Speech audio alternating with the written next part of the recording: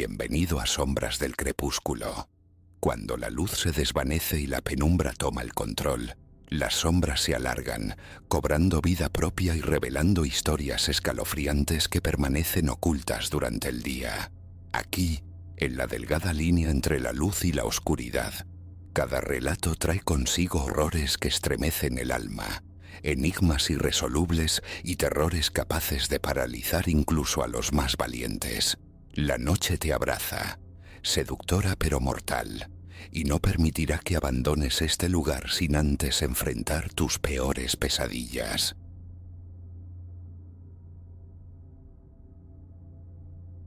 The memory retains its sharp edges. That first step across the threshold into the time-worn lobby. A miasma of stale air hung thick, pierced only by the hesitant pulse of a single bulb above the deserted front desk. Fatigue, a heavy cloak from a day steeped in negotiations, draped over me, yet an indefinable wrongness permeated the stillness. Dismissing it felt easy. The place boasted cheapness and proximity, twin virtues outweighing vague premonitions. A bed was the sole desire. Check-in sealed a pact I couldn't yet comprehend, one that promised nights filled with the susurrus of voices adrift in vacant corridors. Elias, that's the name I answer to. My profession keeps me perpetually adrift, a transient favoring modest lodgings, sanctuaries meant solely for slumber and ablution. Arrival that night was late, the clock hands nearing 10. Presiding over the check-in counter was a man whose middle age seemed etched into the creases of his weary shirt. Only the third floor held vacancies, he murmured. A shrug sufficed for my reply. My signature sprawled across the register, traded for a piece of archaic metal. A tangible key, not a plastic card, bearing the inscription, Room 312. The ascent was via a lift cage that protested its journey with a metallic symphony of rattles and groans, each floor past marked by a disconcerting lurch. Within its dim confines, the polished steel reflected a stranger, hollow-eyed and drawn. Third floor. The doors ground open onto a corridor stretching into twin infinities of gloom. Beneath my feet, the brown carpet bore witness to countless passages, its edges darkened with grime. Wallpaper once perhaps a cheerful cream, now sagged, peeling like sunburnt skin in patches. Silence reigned, profound and absolute, amplifying the echo of my own solitary tread towards my assigned room. Room 312 manifested on the right, adjacent to a small forgotten table crowned with a dust-laden vase. The scent of aged linens clung to the air. The key turned, the lock yielded, and I entered. Austerity defined the space. A narrow bed hugged one wall, facing a solitary window shrouded by a heavy curtain that bled the streetlights into mere suggestions. A lone chair stood sentinel by the window. Opposite, a dresser supported a mirror whose surface swam with cloudy imperfection, a testament to neglect. The faint perfume of old wood and trapped time filled my nostrils. My suitcase landed upon the bedspread with a soft thud. My jacket followed. A cursory inspection confirmed the absence of bottled water, driving me towards the bathroom tap. A twist, a pause, then water hissed forth, initially turbid before clearing. It carried a metallic tang, an unwelcome flavor I was too depleted to contest. Teeth brushed, preparations made, the room plunged into darkness save for the low hum emanating from an air vent. The antiquated heating pipes punctuated the quiet with sporadic clicks. Eyes closed. Around the stroke of midnight, thirst stirred me. The room felt oppressively warm, the heater's dry breath parching my throat.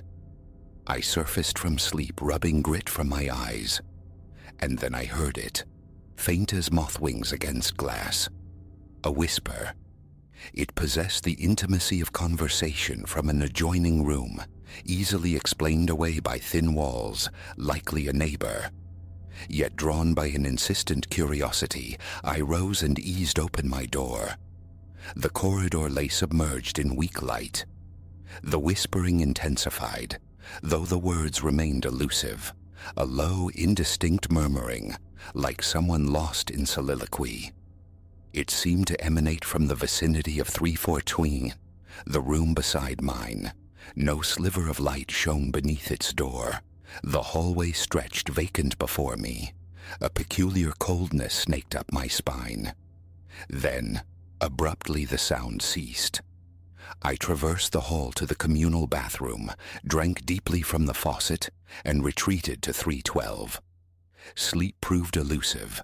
My thoughts snagged on that soft, incessant voice, envisioning someone pacing next door. I listened, straining against the silence, but the whispers did not return. Morning found me downstairs, seeking coffee solace in the lobby. The same clerk occupied his post, his gaze filmed with sleeplessness. Casually, I inquired about room 314, mentioning the voices. He regarded me with a flat stare for several heartbeats before offering a non-committal shrug. Vacant, he stated. People sometimes mentioned hearing things, he conceded, nocturnal chatter with no discernible source. His explanation concluded there. I lingered, anticipating more, but he merely took a slow sip of his coffee, his eyes drifting away. Disquiet settled within me. I forced it down, departing for the day's obligations. The hours bled away, returning me to the hotel's embrace around 7 that evening. A burger procured en route served as a solitary dinner within my room. The hallway maintained its quietude, and I actively suppressed recollections of the previous night's anomaly. The television offered flickering distraction, its reception a snowy haze across aimless channels. Local news droned unnoticed until near 10, I surrendered to the call for sleep. The room's inherent gloom prompted me to leave the bathroom light burning, the door slightly ajar. Ensconced in bed, phone screen illuminating my face, I scrolled through digital oblivion before extinguishing the bedside lamp. The mattress offered uneven support. The pillows felt insubstantial. Restlessness preceded a slow drift into unconsciousness. Hours later, that familiar insidious sound wrenched me awake. My heart leaped, a frantic drum against my ribs. The hallway again. A murmur, low and persistent, seemingly uttered just beyond my door. Breathing measuredly, I sat bolt upright, listening. The volume never escalated beyond a whisper, yet its proximity felt unnerving, invasive. Legs swung over the bedside, feet finding the cool floor.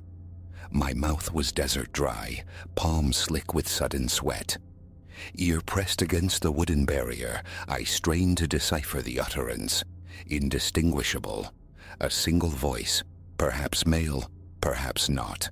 Impossible to ascertain.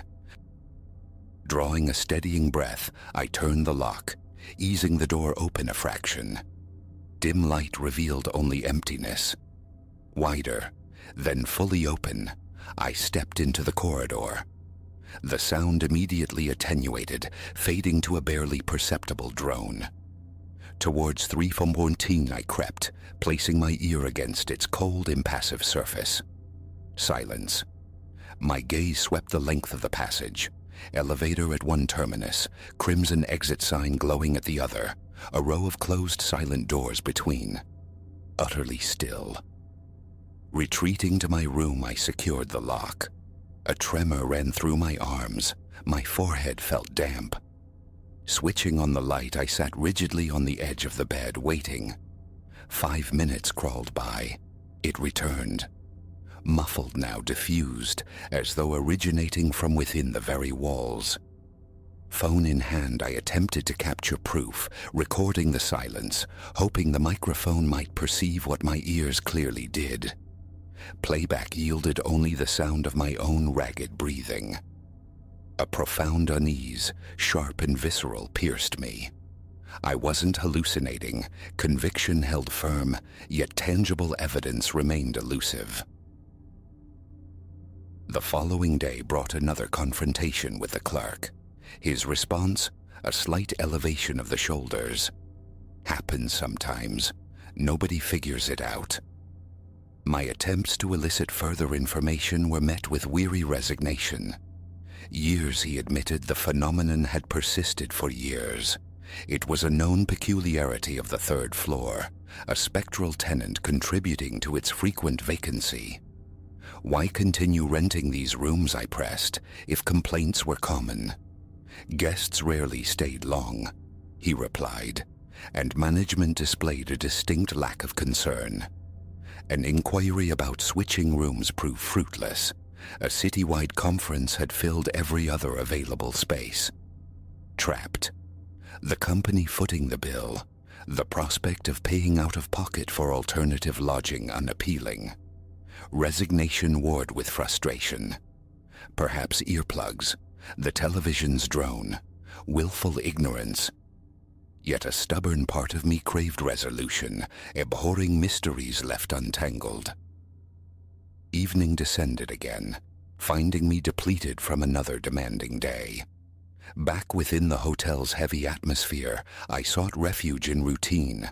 A scalding shower, consumption of refrigerated leftovers, an abortive attempt at productivity foiled by sluggish Wi-Fi. The building itself seemed to exhale a palpable weight. An intuition formed. Darkness would inevitably herald the whisper's return. Midnight approached, eyelids heavy. The bedside lamp clicked off, leaving only the faint glow from the partially open bathroom door to ward off absolute blackness. I lay listening to the vent's dull drone. An hour might have passed, then the familiar sound. Quiet, unceasing sibilance. Closer somehow than before. Sitting up sharply, heart rate accelerating, I felt a constricting pressure in my chest, a struggle for a full breath. Gooseflesh prickled my skin. The nape of my neck turned cold. Again, to the door. Ear pressed against the wood. The whisper was immediate, intimate, as if someone stood just outside, lips near the panel, breathing a stream of low, unintelligible sounds. Sudden, irrational anger surged. I flung the door wide. Nothing. Left. Right. The corridor stretched inert and empty. The anger dissolved into a raw nerve of anxiety. Clad only in sleepwear, I scanned the vacant expanse. I walked the length of the hall, peering around the corner by the far window, searching for any lurking presence. Nothing. Doors remained shut. The elevator indicator stubbornly pointed to the ground floor. Heart hammering, a choked cry lodged in my throat, suppressed only by the thought of disturbing other guests. Hurrying back, I slammed the door, shot the bolt, and slid the chain into its cradle. Mind racing, muscles coiled tight, relaxation felt impossible. Eyes fixed on the door, half expecting it to yield to unseen forces. An attempt to distract with my phone failed against the weak signal. Eventually exhaustion claimed me, pulling me into a fitful shallow sleep. My final night bled into dawn, leaving me drained before the day truly began. Stress had frayed my nerves thin. The prospect of facing the hotel's strangeness again felt unbearable. I returned early around 9, clutching a cold soda from a corner store, resolved to outlast the phenomenon through sheer wakefulness. Perched on the bed, I stared blankly at the television's snowy screen, the soda's chill a small anchor. The local news anchor spoke of a heat wave, words dissolving unheard. Emails checked, nothing of consequence. Around 11:30, faint footfalls sounded in the hall. They paused near my door. Panic, cold and sharp, seized me. TV off. Silence. Strained listening. The low whisper returned, punctuated now by a soft, hesitant rapping, fingertips against wood, my heart constricted. Motionless, I crept towards the door, torn between confrontation and concealment. The tapping persisted briefly, then ceased. Silence descended once more. Chest tight, breath shallow and rapid, I waited. A minute stretched, then two. Nothing. With trembling fingers, I undid the deadbolt, opening the door a mere sliver. Empty. The corridor light seemed to stutter. No sign of life. Hello? I breathed, the sound swallowed by the oppressive quiet. Wider now, stepping out. The hallway remained stubbornly, unnervingly vacant. Cold air brushed my skin. A check near the elevator. A slow walk back. The door secured one final time. Sleep that night was a fractured affair, punctuated by phantom noises, sometimes above, sometimes in the hall, sometimes seemingly within the walls, fading in and out of perception. By 5 a.m., surrender. Bag packed, showered, I descended. The clerk, a fixture of weary permanence, inquired about my rest. No, I replied. He nodded, a gesture steeped in familiarity, murmuring an apology that sounded as tired as he looked. Checkout completed, a taxi summoned. As the cab pulled away from the curb, I cast a final glance at the hotel's facade. Dull windows staring blankly from aged brickwork. Relief washed over me, potent and clean. Yet the whispers echoed in my mind's quiet corners. I resolved to push them away. A flight awaited. Work beckoned. Still, the place surfaces in memory sometimes, unbidden. Those long-shadowed corridors, that inexplicable voice weaving itself into the night's fabric. Others heard it too. The clerk confirmed as much. A return is unthinkable. The lesson learned, etched deep. Economy and convenience are poor compensation for nights spent wrestling with chilling uncertainty. Should whispers ever again bleed through a hotel wall, departure will be swift, irrespective of cost. That third-floor vigil was enough. More than enough.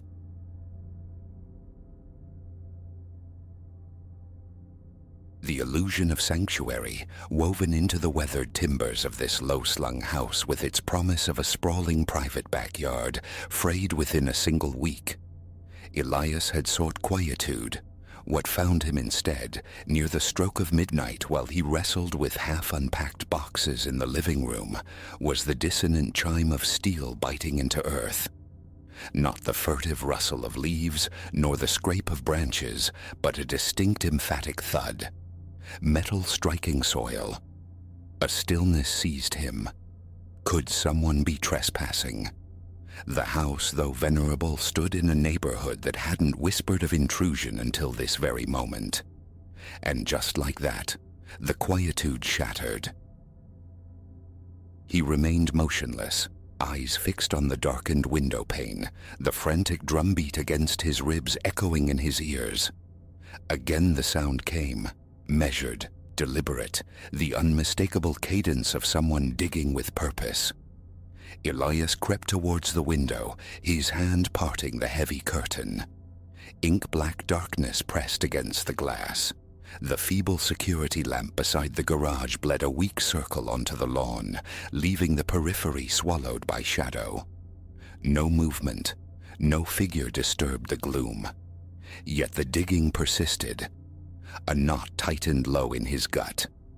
Cracking the window open a sliver, he let the cool night air brush his face. The sound stripped bare was undeniable. Metal, meat in earth, again and again. Flashlight in hand, shoes hastily donned, Elias turned the lock on the back door. He eased it open, the mechanism's faint click swallowed by the night. Instantly the digging ceased. He paused on the threshold, the flashlight's beam carving a path across the dew-slicked grass. Vacancy. The yard lay empty, utterly still save for the low hum of a distant street lamp. For a long minute, he stood sentinel, sweeping the light across the familiar shapes, the skeletal flower bed, the dilapidated shed hunched in the far corner. No silhouette betrayed a lurking presence. The fine hairs on his arms prickled. Stepping down from the small concrete stoop, his shoes sinking slightly into the damp turf, Elias began a slow, deliberate patrol. The night air felt thin and cold. He traced the perimeter, the flashlight's beam interrogating the ground for any sign of recent disturbance. A fresh mound of soil, a telltale cavity. Nothing. Only the familiar mosaic of patchy grass, stubborn weeds, and the earth's own ancient fissures. A profound unease settled over him, though he tried to rationalize it away. Perhaps a neighbor, engaged in some nocturnal eccentricity, the sound carrying strangely on the night air. He retreated indoors, securing the locks, but sleep remained elusive, each settling creak of the old house a potential echo of the spade. Dawn brought clarity but no answers. Elias, bleary-eyed, surveyed the backyard under the flat morning light. He scoured every inch, anticipating the discovery of upturned earth or footprints. The ground yielded nothing, appearing utterly untouched. The ensuing days saw him attempt a return to normalcy. Remote work, the Sisyphean task of unpacking, confronting the house's musty recesses. Yet beneath the surface of routine, a current of tension persisted, surging whenever the memory of that sound surfaced. 4 nights later it returned. He was in the bedroom this time, folding laundry, when the familiar metallic percussion echoed from beyond the window. 11 o'clock. His chest constricted. Setting aside the shirt, he rose and took his position by the window. The rhythm was unchanged. 3, maybe 4 strikes. A brief pause, then the labor resumed. He drew back the curtain, peering into the impenetrable dark. His phone's flashlight offered little help. Resolute, he moved towards the back door again. The instant his fingers closed around the knob, silence fell like a shroud. He stepped onto the stoop. Stillness reigned. His hand clutching the phone trembled almost imperceptibly. He played the light across the yard's expanse. Empty. No soul. No creature stirred. He walked the perimeter once more, directing the beam towards the fence line. The adjacent property was dark and quiet, emitting only the monotonous drone of an air conditioner. His pulse hammered at his temples. Who's there? The question screamed silently in his mind. Why stop when I appear? It defied logic. Kneeling, he pressed his palm flat against the ground. Cool, faintly moist from the evening dew, but firm, undisturbed. He inhaled deeply. No scent of freshly turned earth hung in the air. Rising, he cast one final look around the utterly placid yard before retreating inside, meticulously locking the door, double-checking each window latch. The following nights, Elias employed a new strategy. He'd extinguish the lights, positioning himself near the window, a silent observer cloaked in darkness. He waited, nursing cups of coffee against the encroaching drowsiness, hoping to witness the act before his presence triggered the inevitable cessation. Midnight bled into 1, then 2. As he rose to stretch aching limbs around 2:30, it began, the rhythmic clank of metal on dirt. He surged towards the window, silent as a shadow, straining to pierce the gloom. The security light illuminated only a fraction of the yard. The digging seemed to emanate from the left, near the fence. He stared, eyes aching as they adjusted, leaning closer to the cold glass. Nothing but the vague geometry of fence posts and uneven lawn met his gaze. Yet the digging continued, slow and methodical, for perhaps half a minute, Then, of its own accord, it stopped. He remained frozen, holding his breath, listening for its return. Only silence answered. Night folded into night, each potentially punctuated by the same spectral rhythm. The sound always commenced while he was inside, insulated by walls. The second he initiated movement towards the source, a step towards the door, a hand on the knob, it vanished. The pattern was maddening, fraying his nerves thin. Daylight hours were spent in futile investigation. He raked sections of the lawn, probed the soil with a small trowel, seeking anomalies beneath the surface. Only compacted earth, tangled roots and buried stones. The tall backyard fence offered no obvious breach. The gate remained securely locked. Could it be an echo bouncing from a neighbor's yard? Yet the sound always felt unnervingly close, originating definitively from his property. Tentative inquiries with neighbors about late-night gardening yielded only bewildered denials and pitying glances. His next recourse was technology. A motion-activated floodlight installed near the back fence, its beam aimed squarely at the yard's heart. Testing it at dusk confirmed its sensitivity and coverage. Surely this would expose the nocturnal intruder. A fragile sense of security settled over him for a couple of nights. Then, around 11:30, the digging resumed. Elias waited in the dark, breath held, eyes glued to the spot where the floodlight should blaze to life. It remained stubbornly dark, a blind eye in the face of the unseen laborer, even as the rhythmic striking continued for its usual minute. He crept to the back door, easing it open, but the hinge betrayed him with a faint squeal. Silence. Instantly. He peered out. The floodlight was inert. Nothing had tripped its sensor. The yard was a pool of shadow and stillness. A bead of sweat traced a path down his temple. His stomach churned. He walked out to the area beneath the unlit floodlight, sweeping his phone's beam across the ground. Undisturbed. He examined the sensor. Powered. Functional. A wave of his hand broke the brilliant light flooding across the grass. It worked perfectly, which meant nothing substantial had moved within its range while the digging occurred. The impossibility of it settled heavily upon him, unless the digger occupied a blind spot, or the sensor itself was complicit in the deception.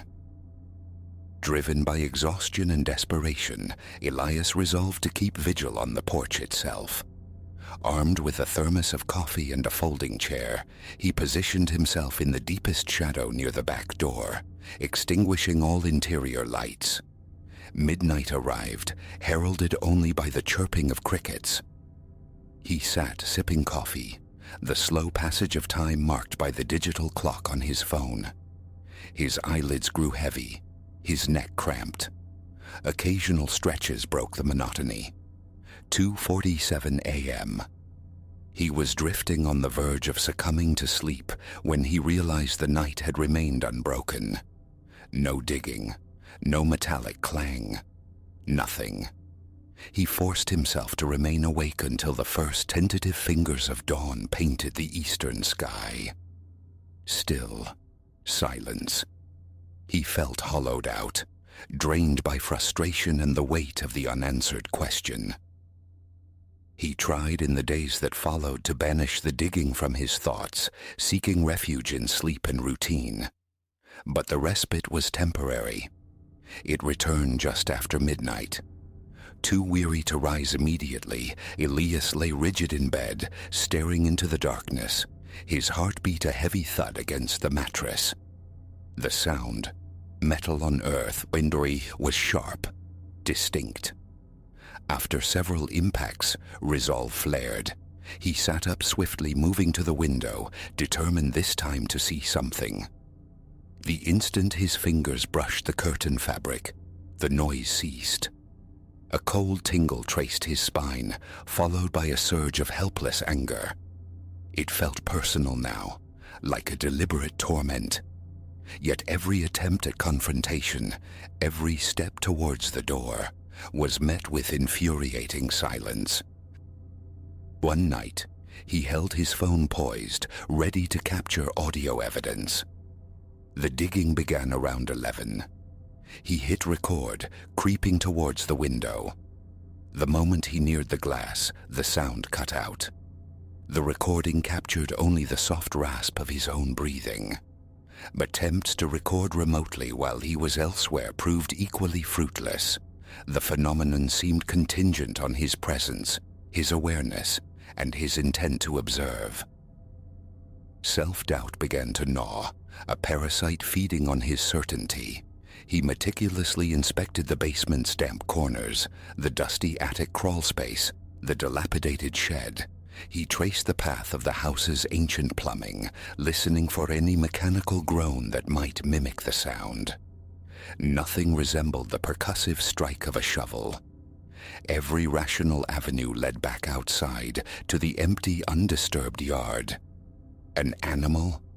What creature wielded metal with such rhythmic intent, leaving no trace of its passage?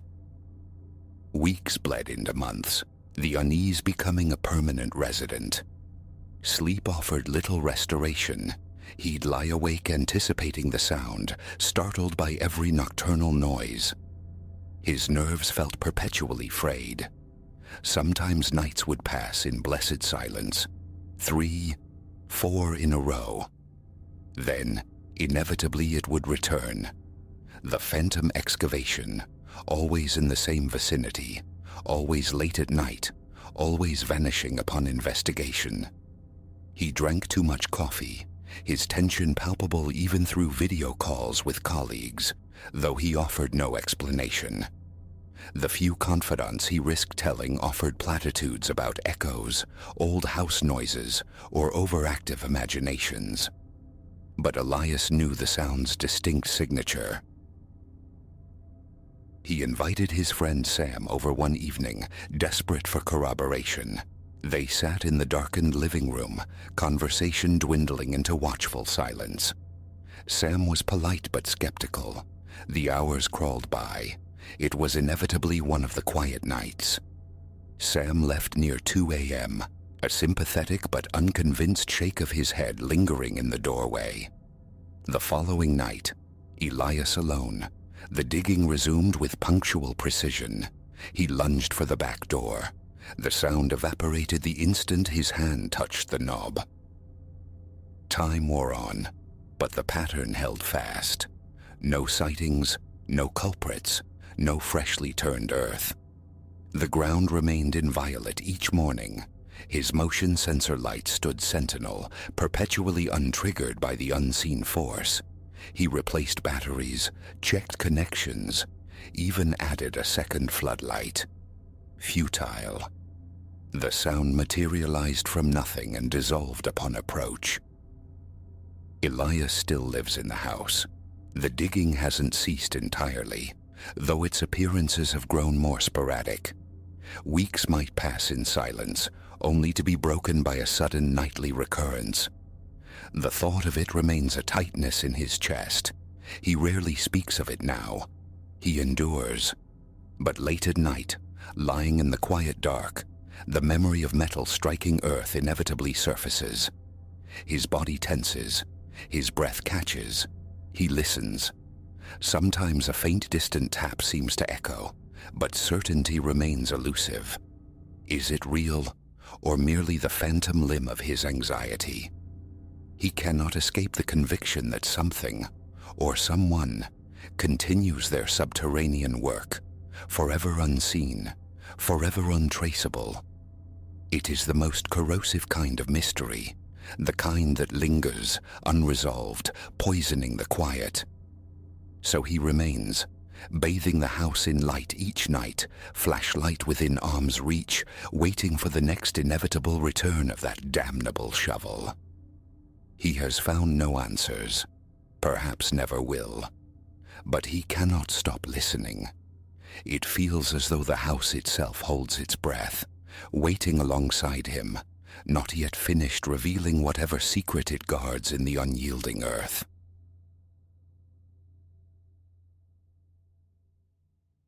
Only the ghost light of my laptop screen held back the profound darkness swallowing the library's cavernous reading room. Midnight had chimed, tolled, and now bled away, each tick of the grand clock above the archway a measured drip in the echoing void. Departure was hours overdue, yet the thesis deadline hovered, a guillotine poised, compelling me to wrestle one more chapter into submission. It was then the sound began. A breath, a mere rustle on the edge of perception, so faint I dismissed it as fatigue. But it persisted, swelling, and a chilling certainty solidified. I was not the sole occupant of these shadowed aisles, and my unseen companion breathed no mortal air. My name is Alara. My world these past months had narrowed to the study of arcane philosophies of the 15th century, a graduate pursuit demanding immersion. This university library, a cathedral of forgotten paper, had become less refuge than necessary prison. Night after night found me entombed here long after the last student vanished, racing against time. The solitude wasn't unwelcome. It was a fertile silence where concentration bloomed, where I could lose myself amongst brittle pages and ink-stained treatises, the very marrow of my research. Silas, the night watchman, materialized periodically on his rounds, a fleeting human presence in the otherwise undisturbed quiet. This particular night unfurled like countless others. I claimed my customary alcove, nestled deep on the 3rd floor, barricaded by ramparts of books and scribbled notes. Time dissolved as I navigated chronicles of rites best left forgotten, descriptions of artifacts pulsing with dormant power. Just past the witching hour, the equilibrium shifted. An icy current, unrelated to the building's ancient ventilation, traced its path along my spine. The distinct prickling awareness of being observed settled upon me.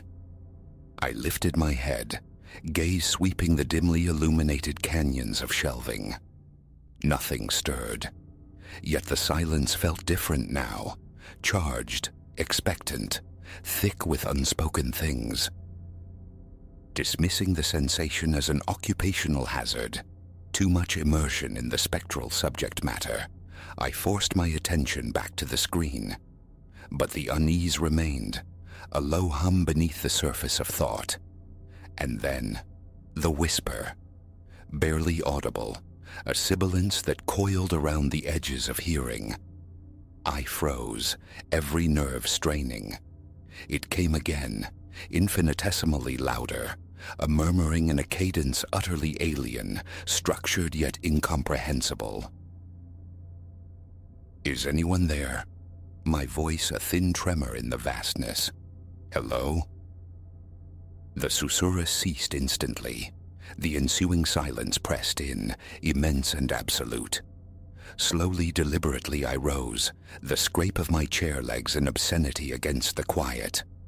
My pulse hammered, a frantic drum against my ribs. A tentative step toward the nearest aisle, then another. The whispering resumed, insistent now, urgent. It seemed to emanate from deeper within the library's heartwood, a siren song pulling me toward the unknown. Reason screamed retreat, urged me to flee, find Silas, find anyone. But the scholar's curse, that insatiable curiosity, propelled me onward. Could this phenomenon be linked to the very forces I studied? Was I teetering on the precipice of some unholy revelation? I ventured deeper into the stacks, shelves rearing like silent, watchful giants. The whispering intensified, coalescing. It resembled Latin, perhaps, yet twisted, deformed, as though filtered through anatomy not designed for human phonetics. Ahead, a heavy volume tumbled from its perch, striking the floor with a resonant thud that reverberated through the stillness. I flinched, heart leaping. Approaching the fallen tome, I saw it lay open, its pages crawling with intricate, unsettling symbols. They seemed to writhe under my gaze, shimmering, defying focus, inducing a faint nausea. Abruptly, the ambient temperature plummeted. My breath plumed white in the air, gooseflesh pebbled my skin. The whispering was no longer localized but omnipresent, a swirling vortex of inhuman voices chattering just below comprehension, making my thoughts fray. I spun, intending to bolt, but the library had transformed. Familiar aisles had warped into Escher-like corridors, twisting impossibly, dissolving and reforming like smoke as I watched. I was adrift in a shifting bibliotheca, a maze built of words and shadows. Panic seized me. I ran blindly, careening down random passages, desperate for the anchor of my study space, my laptop, some shard of the mundane. Each turn, however, plunged me further into the labyrinth. The voices crescendoed, growing sharper, more persuasive. Fragments of meaning snagged at my consciousness. Promises of forbidden knowledge whispered directly into my mind. A treacherous part of me yearned to halt, to listen, to absorb the offered wisdom. But a deeper instinct, the primal urge for sanity, kept my legs churning. Rounding a sharp corner, I collided with something solid. A strangled cry escaped me as I stumbled back, convinced the library's haunter stood revealed.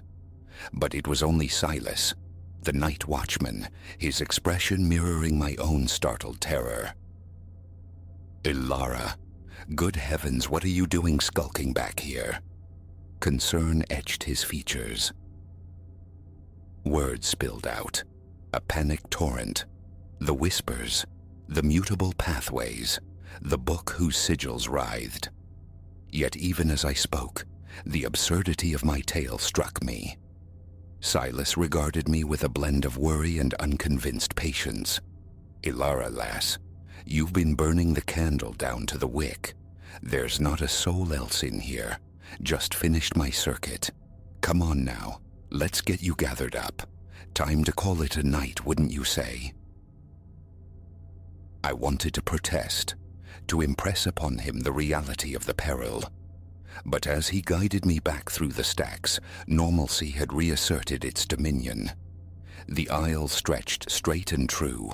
The books rested inert upon their shelves. No trace remained of the uncanny presence. We reached my alcove. Everything sat undisturbed. My laptop glowed reassuringly amidst its paper sentinels. Relief washed over me, potent and swift, chased by a hot flush of embarrassment. Had it all been a hallucination born of exhaustion and morbid research? Silas gave my shoulder a comforting pat. "Pack your things, Ilara. I'll wait. See you out." Nodding, too shaken to object, I began shutting down my machine. My gaze snagged on the final sentence I'd typed hours before, now illuminated starkly on the screen. A glacial chill permeated me. It read, "Ancient codices warned of invoking intelligences dwelling between the lines, beings woven from pure knowing.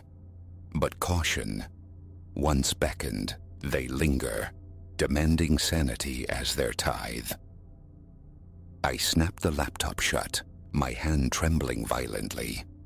Had my academic delving somehow breached a barrier? Had I inadvertently enacted some fragment of a summoning described in those brittle pages? As Silas and I traversed the echoing lobby towards the great oak doors, the feeling of being watched clung like cobwebs. Just as the heavy doors swung closed behind us, sealing the library's secrets within, I heard it again. Indistinct, fleeting, yet undeniable. A whisper, shaping my name. Weeks passed before I dared return. When I finally did, the library presented its familiar benign face. Yet sometimes sequestered late among the towering shelves, a faint susurrus seems to tease the very edge of my hearing. And the books? Occasionally from the corner of my eye, I perceive a subtle shift, a slight realignment on the shelves when my attention wavers. My thesis found completion, though its trajectory veered sharply away from the arcane philosophies that now felt disturbingly tangible, perilously real. I rationalized the experience: stress, sleep deprivation, an overactive imagination steeped in unsettling lore. But beneath the logic, a colder certainty resides. Something transpired in the library that night, an event irreducible to mundane explanation. In dreams I revisit the twisting corridors, the labyrinth of shifting shelves, the whispers swelling, promising illumination beyond reckoning if only I cease fleeing, if only I listen. I awaken drenched in sweat, heart pounding, grateful for the solidity of my own bed. Yet invariably, in the liminal space before sleep reclaims me, I fancy I hear it. A faint, insidious whisper calling my name from the deepest shadows. I've learned to cultivate deafness. I've learned to pretend. But I know bone deep that something waits within those hallowed, haunted walls. Waiting, watching, and someday it will call again. My terror lies in the fear that next time I might answer.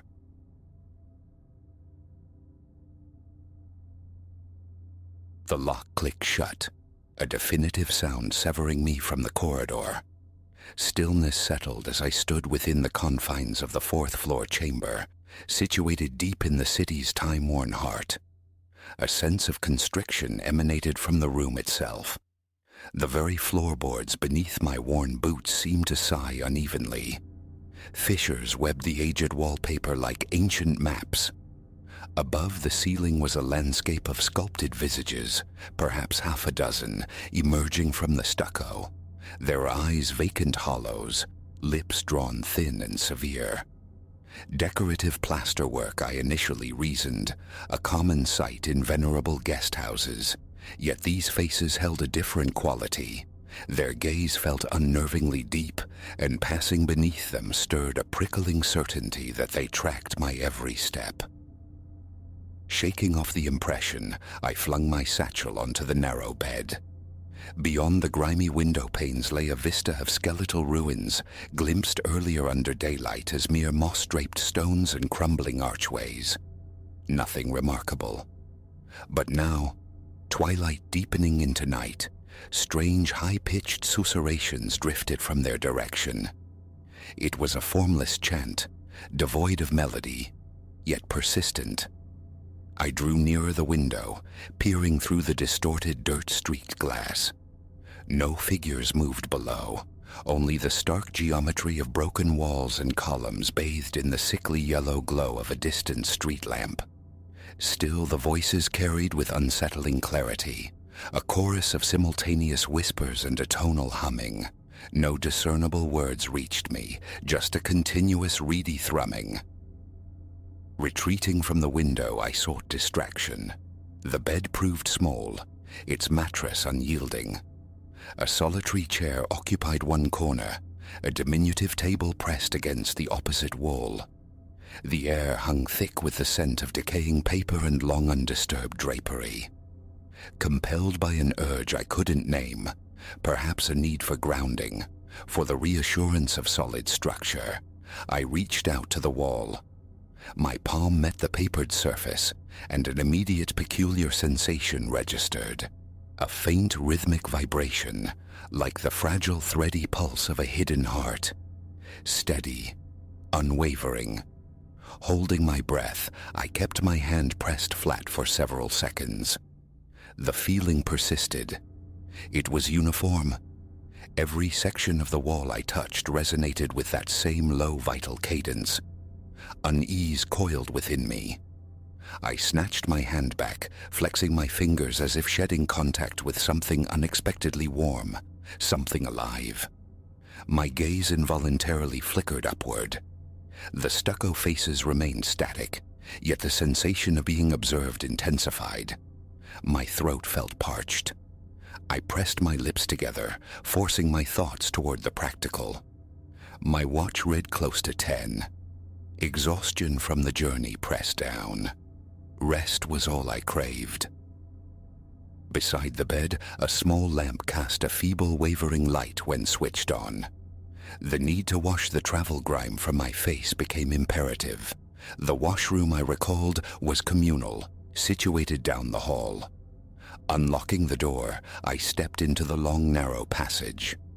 Each footfall elicited a groan for the ancient wooden planks.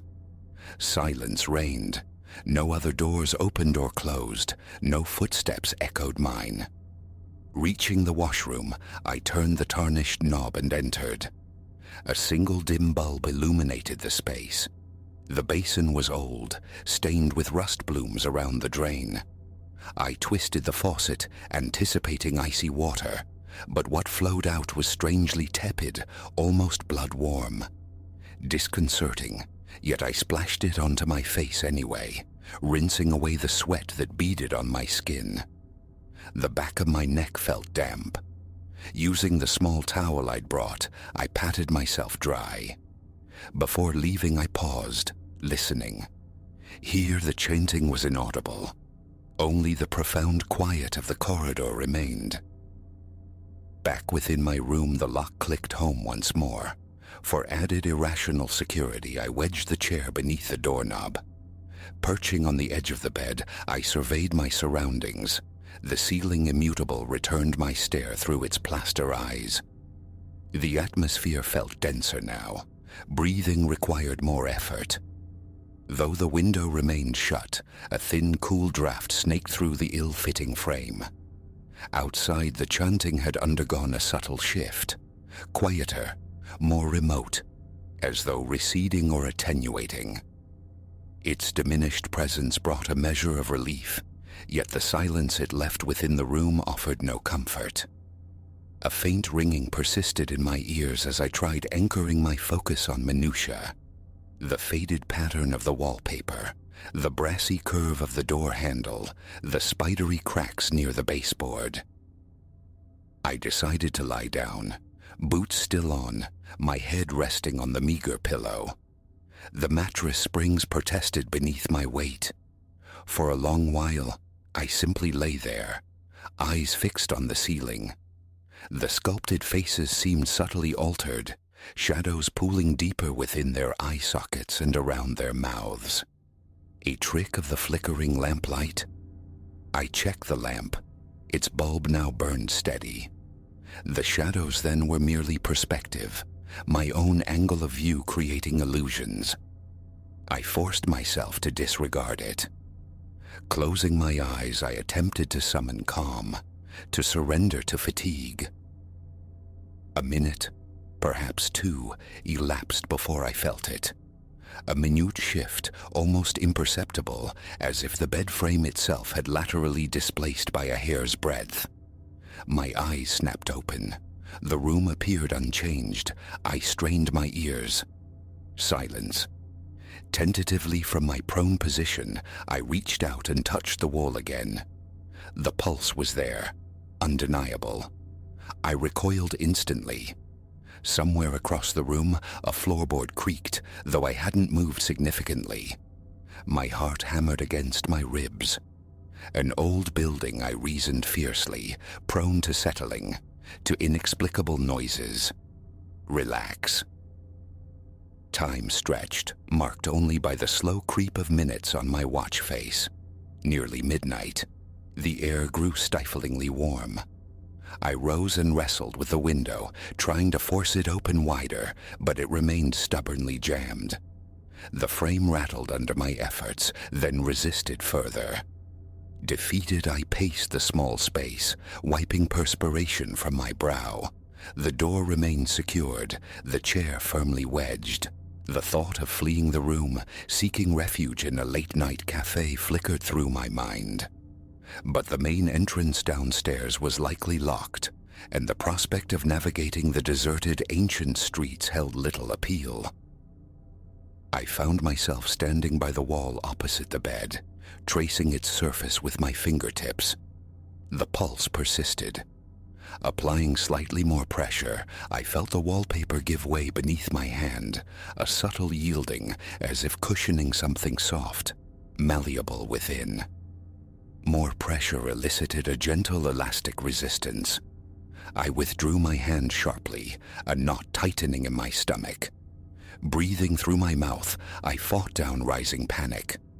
Returning to the bed, I sat, gaze drawn inexorably upward.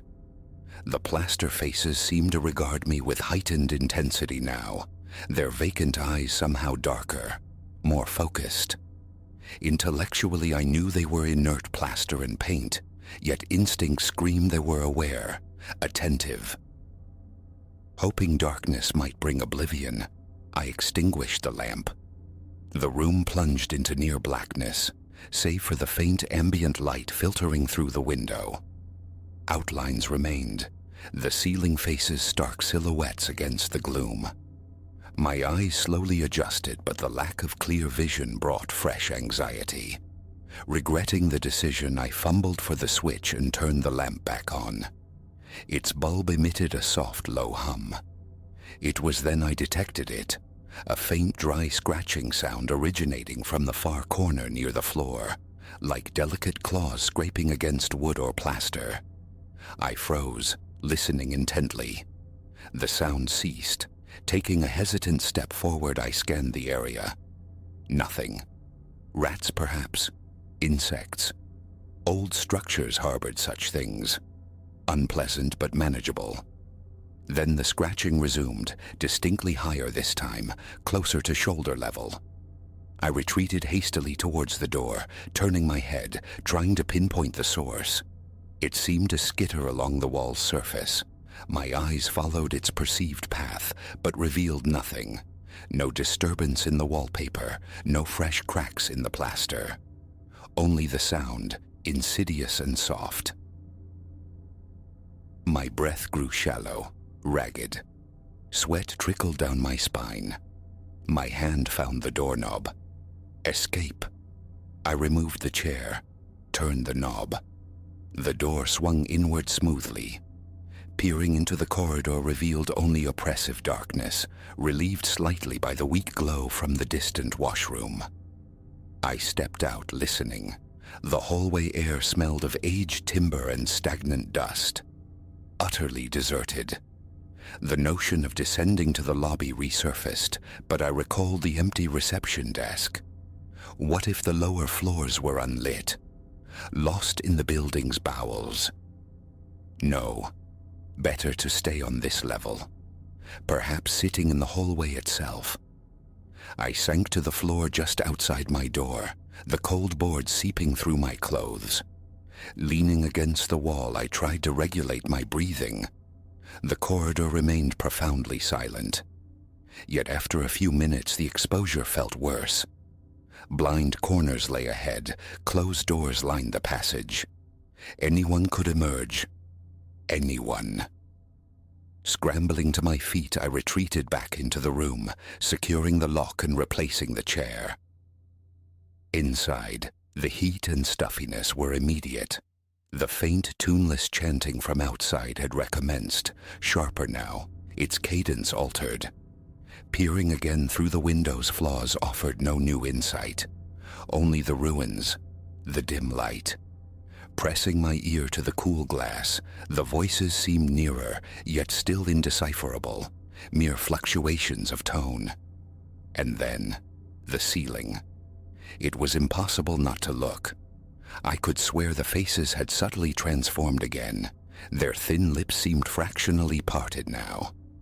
A wave of nausea washed over me. I didn't want to stare, yet my gaze was captive. Squinting, I tried to rationalize. Lines in the plaster, exaggerated by shadow. Surely. But the conviction that these effigies were focused remained unshakable. I moved about the room, testing my perception, watching if their gazes tracked me. A sideways step, and for a fleeting instant, one face's eyes seemed to angle slightly. A second look revealed only the static carving. The scratching noise returned, this time directly behind me. I spun around. Nothing. Just the wall, cracked paper, old paint. The urge to touch it again warred with a potent fear. Instead, I struck it lightly with my fist. The sound was flat, dead. After a moment's hesitation, I pressed my palm flat against the surface. The pulse answered, feeling stronger now, insistent. A tingling spread through my fingers. I yanked my hand away as if burned. I stood stranded in the room's center, gulping air, mind racing, seeking a course of action. The thick atmosphere coated my throat. My shirt clung damply to my skin. Wiping my forehead again, I resolved to try sleep one last time. It was profoundly late.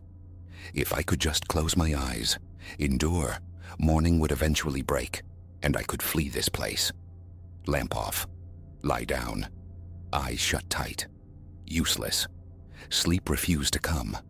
Every few seconds my eyelids flickered open, senses straining, anticipating movement, sound. After an indeterminate period, a faint tapping began near the window. I remained motionless, listening. It grew louder, more distinct, like fingernails rapping lightly against the glass. Slowly I sat up, looking towards the sound.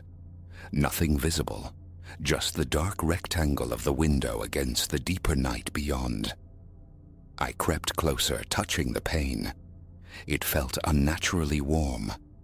Pressing my ear against it, I could hear the thin, distant chanting persist. Then, a flicker of movement at the periphery of my vision. I turned sharply towards the wall beside the door.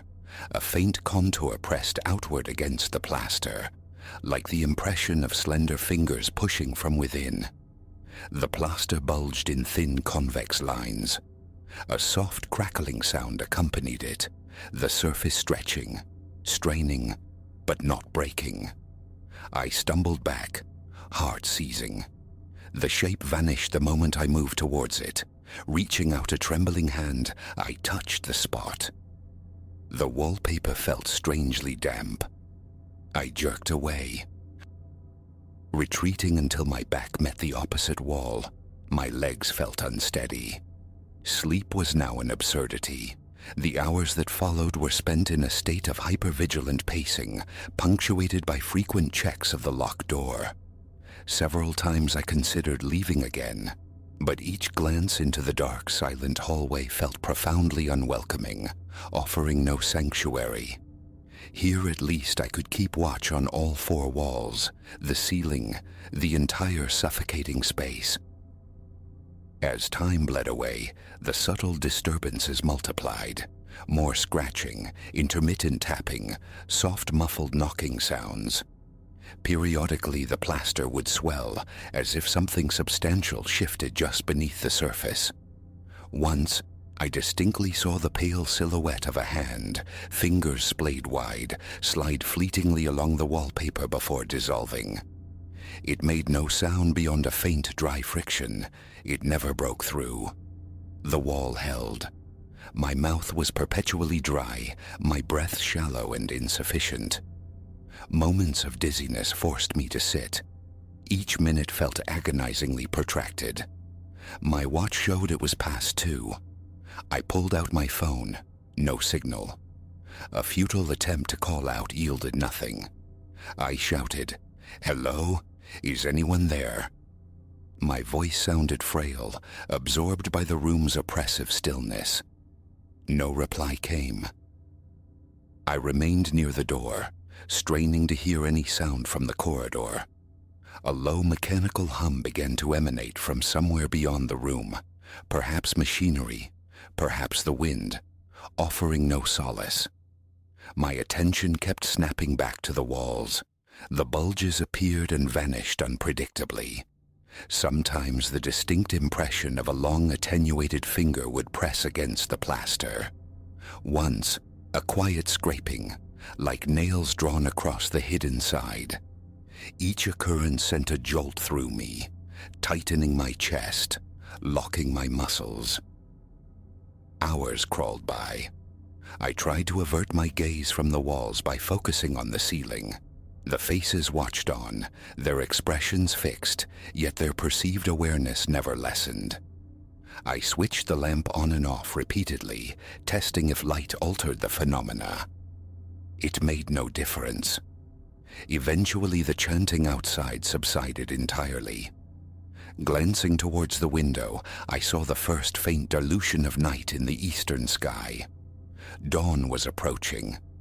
Concurrently, the tapping and scratching sounds diminished, grew infrequent. The plaster ceased its disturbing undulations. The walls felt inert once more. Tentatively, I laid my palm against them. The pulse was faint now, almost undetectable. The tension in my body remained, but a sliver of relief penetrated the fear. The night was ending.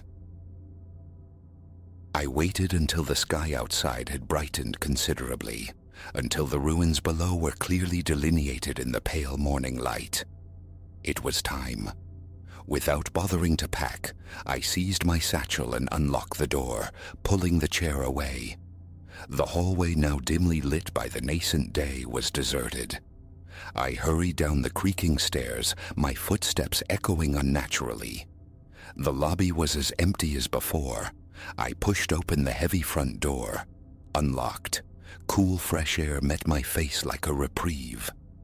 I stepped out onto the ancient cobblestones and began walking, putting distance between myself and that place.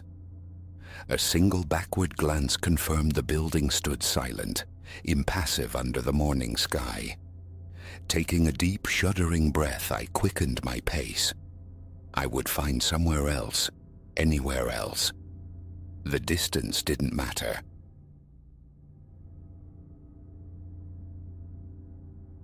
Three times the tiny wheel rasped against flint before a hesitant flame bloomed, a pinprick of orange swallowed by the vast twilight.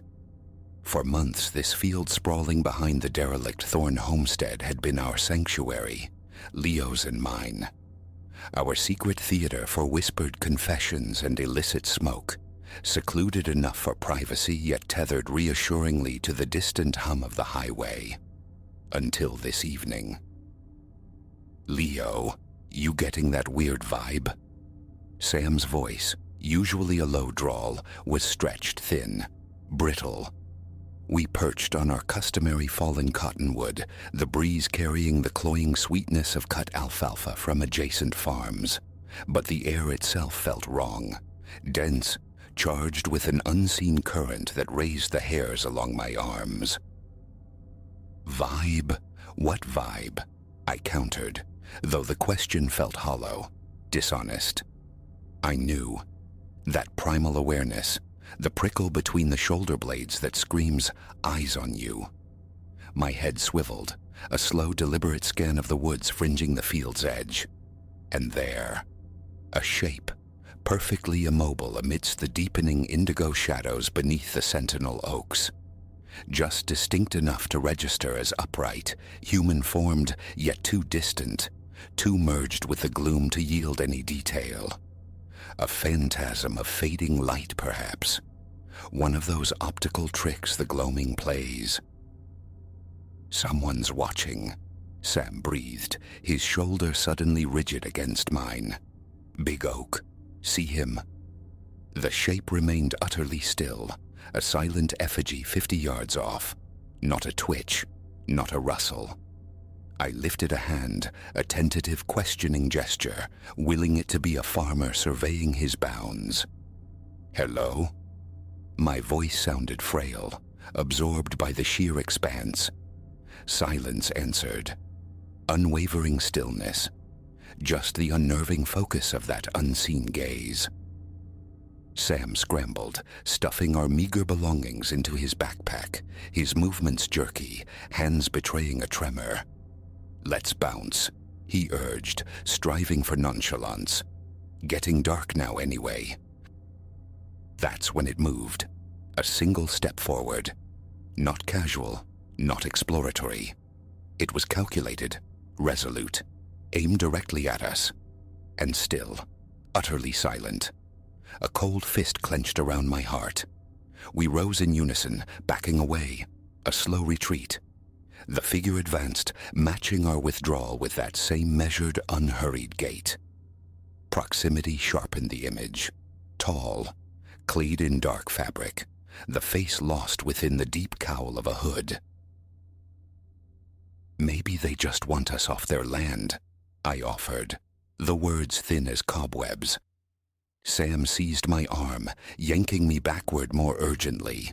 The figure's pace quickened, mirroring ours, closing the gap with that same horrifying silence. We spun, walking fast now towards the road, fighting the instinct to bolt, to betray our fear. But footfalls echoed behind us, heavy soles crunching on dry grass, steadily gaining. I risked a backward glance, a mistake instantly regretted. 30 yards. The walk had become a stalk, purposeful, predatory.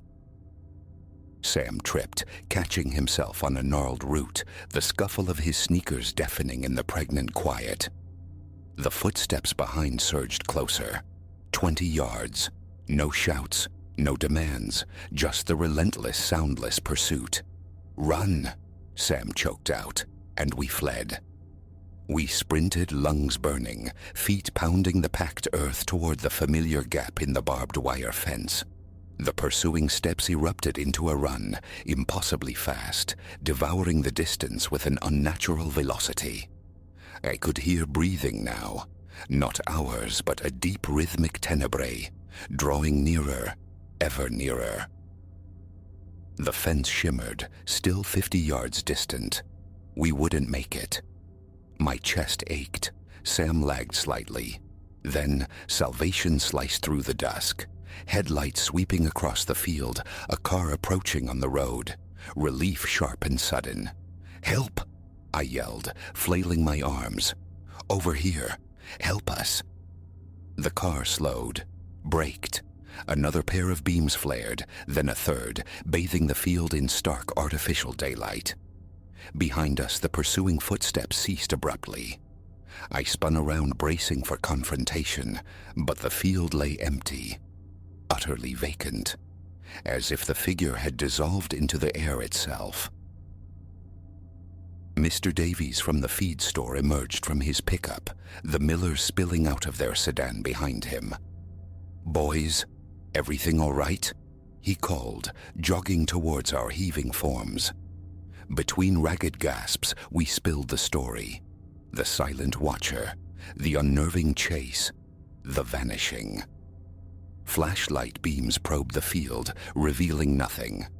No footprints but our own frantic tracks, no sign anyone else had shared that space. The police arrived, took our statements, conducted a more thorough sweep.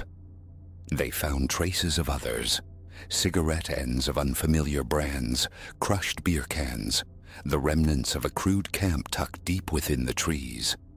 We hadn't been the only ones seeking refuge in the Thornfield's isolation. Sleep evaded me that night. I trawled online archives for the Thorn property's history, seeking some dark legend, some forgotten tragedy. Nothing. Just generations of farmers tilling the soil until the last Thorn descendant retired to warmer climes 3 years prior. The field became a subject of local concern. Security cameras materialized on poles, bright sodium lamps banished the twilight shadows. Police patrols increased. Our harrowing encounter became a cautionary tale whispered by parents. Sam and I found a new haunt, the brightly lit picnic shelter by the community hall. Occasionally we dissect that evening, grasping for explanations. A prankster, a vagrant, or something less definable. Last week, driving past near sunset, my gaze drifted towards the field. For a heart-stopping second I saw it, a tall silhouette beneath the familiar oaks. But a blink cleared the image. It was only shadow, the light playing tricks through the leaves. I didn't slow down. I didn't look back. The experience etched itself onto us, certainly. We move through the world with more caution now, attuned to the subtle shifts in atmosphere, never again taking the familiar for granted. But there was another lesson too, about sticking together when the shadows lengthen, about the simple courage of not leaving a friend behind.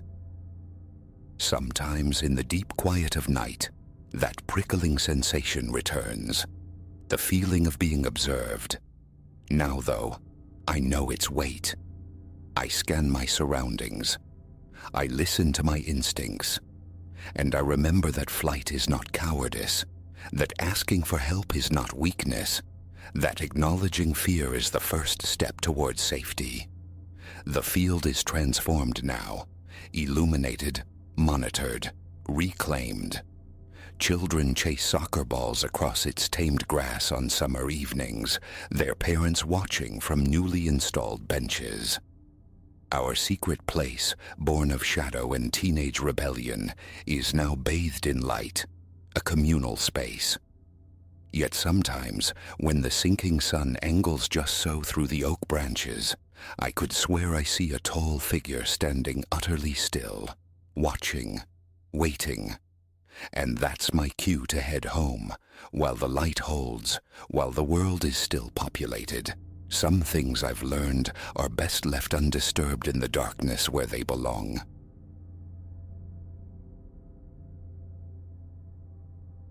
The clock hand clicked precisely onto 11, ushering in my shift beneath the hushed chandeliers of the hotel lobby. Tuesday nights possessed a particular stillness, a deep breath before the weekend's minor chaos. Positioned near the grand entrance doors, I offered a silent nod to a departing guest, the brass handle cool beneath his gloved hand, then allowed myself a luxurious stretch, my joints popping softly in the quiet. Arthur is the name stitched onto my uniform jacket, and for nearly 4 years, the nocturnal rhythm of this place has been mine. Drunken patrons fumbling for cards, misplaced keys sparking brief anxieties, the occasional raised voice echoing off the marble. These were the familiar specters of my work. Predictable. Until a few nights passed, when the mundane fabric of the late hours began to unravel. Something aberrant stirred within the building's mechanical heart. The elevator. At first a flicker at the edge of perception, easily dismissed, but repetition bred certainty. The lift was making unscheduled stops, pausing briefly on a floor that, according to blueprints and superstition, simply wasn't there. Allow me to trace it back to the genesis, the first tremor. It was deep into the night, perhaps 2 in the morning, the lobby a vacant expanse under my watch. My gaze, idle, drifted towards the elevator bank, specifically to the digital display crowning the polished doors. Amber numerals cycled downwards, indicating a guest's descent. Then, an anomaly. A phosphorescent ghost. For less than a heartbeat, the number 13 alt flared against the dark panel before extinguishing itself. I blinked, rubbed tired eyes. This hotel, bowing to triskaidekaphobia, capped its floors at 12. 13 was omitted, a common practice in structures of a certain vintage, yet seeing it manifest, however fleetingly, sent a discordant note through the night's calm. Compelled, I crossed the gleaming floor, summoning the car. The door slid open onto an empty, normally lit interior. Puzzled, I stepped inside. The ascent to the 12th floor was utterly smooth. Up there, the corridor stretched out under steady lights, the carpet immaculate, the vending machine humming its monotonous tune. No soul stirred. Nothing seemed amiss. Descending again, I convinced myself it had been a trick of tired eyes, a momentary electronic hiccup. The following night, however, vigilance became my watchword. I leaned against the cool granite of the front desk, arms folded, my attention tethered to that digital indicator. The usual ebb and flow, stragglers from the ground floor lounge dispersing near midnight, a handful of residents returning unsteady on their feet. Then, closer to 1:30, the elevator ascended. The numbers climbed. 10, 11, 12. A pause. A flicker. There it was again. 13 doors, sharp indefinite for a half-second, then utter blackness. A jolt went through me, akin to the stomach-lurching drop of a carnival ride. Without hesitation, I strode towards the lift. As if anticipating me, the doors parted silently, revealing the same vacant car. No passenger within had pressed the lobby button. Curiosity now warred with a nascent unease. The subsequent night, I resolved to probe this phantom signal. Around 2, the lobby steeped in profound silence, I entered the elevator. Methodically, I pressed each button, 2 through 12, observing the panel, testing the mechanism. Each floor arrived perfectly, the journey smooth, the indicator flawless. By 3, I was almost ready to concede defeat, to label it a random, insignificant electrical ghost. I stepped out into the lobby, turning as the doors began their smooth closure. And through the diminishing gap, I saw it flash once more. 13 Mondays. The elevator then ascended, empty, leaving me behind. A sudden tension seized my muscles. My palms grew damp. I jabbed the call button with unnecessary force.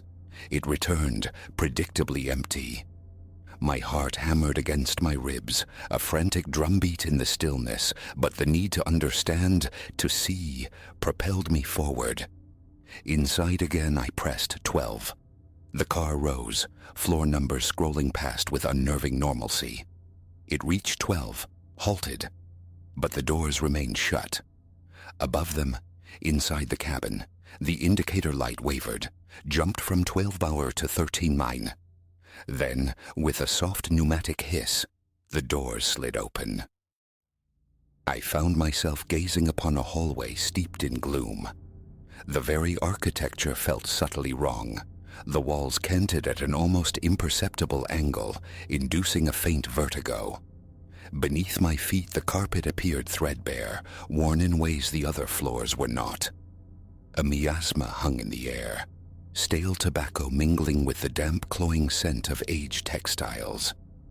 My pulse throbbed, a dull ache beginning behind my eyes. Tentatively, I placed one foot across the threshold. The air pressed back, heavy and stagnant. Overhead, fluorescent tubes buzzed erratically, one flickering near death. Doors lined this corridor, mirroring the layout above and below, yet they bore the patina of neglect. Dust-filmed surfaces, handles clouded with tarnish. I swallowed against a suddenly parched throat, my hands trembling slightly. I clenched them into fists. Every instinct screamed retreat, yet a stubborn inquisitiveness drew me onward. I tried the nearest handle, locked solid. Methodically, cautiously, I moved down the hall, testing each door. All were secured. Silence reigned save for the insectile buzz of the lights and the sound of my own breathing, shallow and rapid. Halfway along, a peripheral flicker, a shadow detaching itself, a trick of the unreliable light. My stomach clenched. I blinked hard, scanning the far end, but saw nothing. A glance back revealed the elevator doors still open, patiently waiting. A visceral certainty urged me back. I spun, hastened my steps, and plunged into the waiting car, jabbing the lobby button. The doors whispered shut. The panel blinked. 13 homers dissolved to 12 Ps, then descended rapidly through the known floors to 1. The familiar lobby unfolded before me. Bright, clean, blessedly normal. The air felt crisp, almost cleansing. I stepped out on unsteady legs, pulse still galloping. Leo, the night clerk, was dozing lightly behind the counter, oblivious.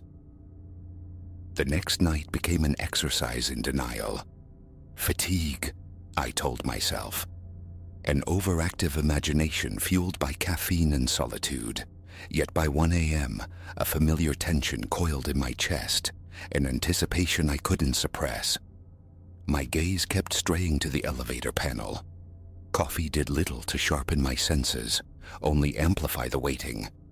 Around 2:15 it happened. Up to 12, the pause, the ephemeral 13 no's, the void.